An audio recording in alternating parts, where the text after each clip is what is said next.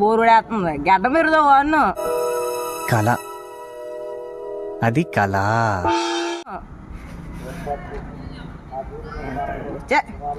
బొకరా ఉంది రోజు flash man right పోయాడు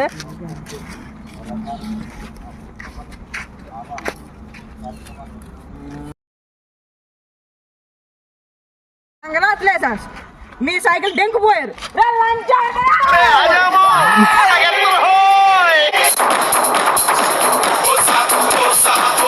A few moments later.